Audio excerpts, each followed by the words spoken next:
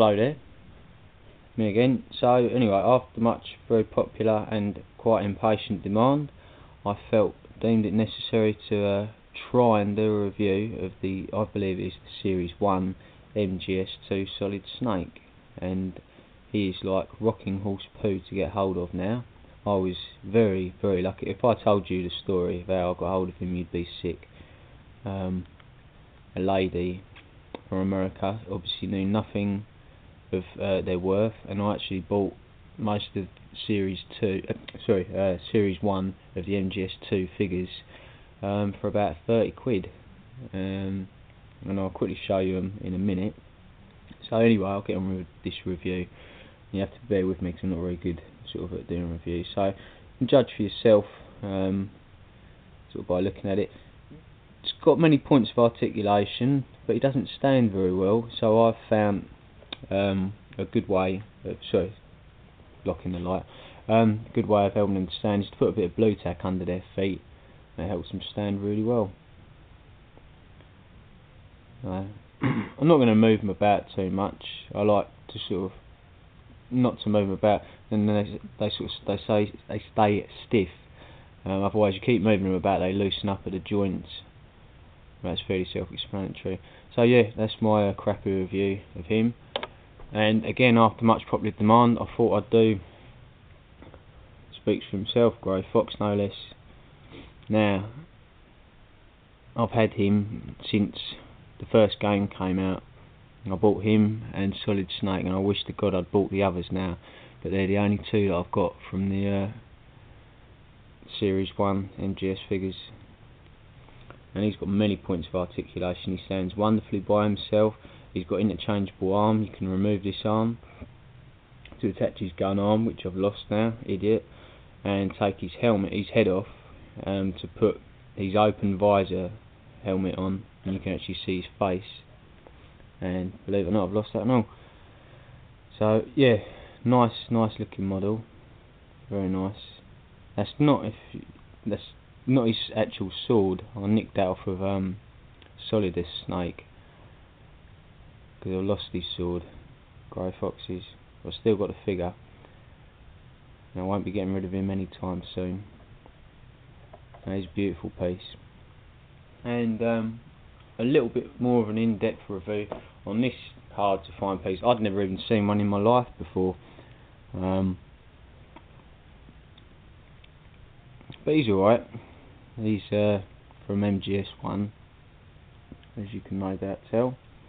Quite detailed, but not quite as much as the MGS3 Snake Eater model, which I've got and all, as you might know if you've been watching. He looks like he's wearing welly boots. I mean, let's be honest, doesn't he? They look a bit welly bootish, but he's still a nice piece nonetheless. Sort of cloth material and rubber suit and what have you. He's got a good face too. I think he's sort of carved quite nicely. So yeah, that's them three. And I'll do a quick review. I can't remember on my last review whether I'd showed you all the extra figures I've got. So these are Series 1 MGS2.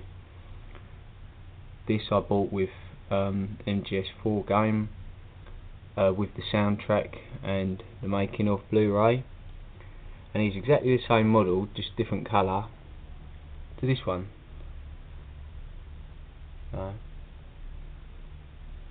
Some people might say it's a bit pointless having two at once.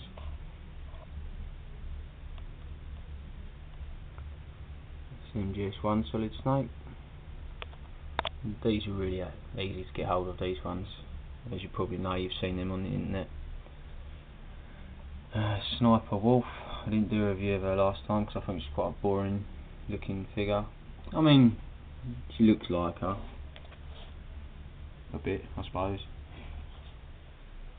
Solid Snake, that's a really nice model. And his claws even open up and stuff.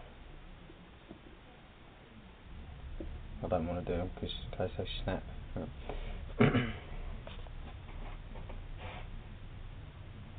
And you've seen this probably many a time. At the moment, I've tried doing clay figurines, and I wasn't much successful at this one, Big Boss. So I've tried to remake him again. So if you just bear with me, I'm very into sort of clay making. And this is him. Just here. Right. So this is Big Boss. Sorry, I'm trying to unwrap it and show you. Quite proud of him at the moment. He still needs quite a bit of work though.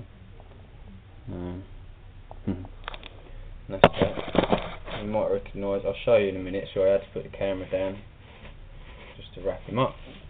Okay, you might recognise this character too. He's a remake. I made him once before, just up here. It's not a very good model, as you can see.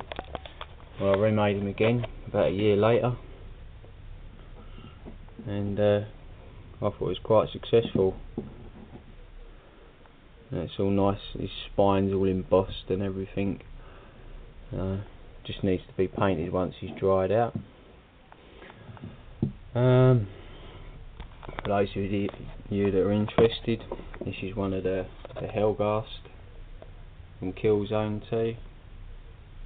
You may recognise there's lots of different variations of this, and I've only made the head, as you can see. This is from Terminator 2. Carved it all myself out of clay that had gone sort of partially hard. Once again, I'll paint that.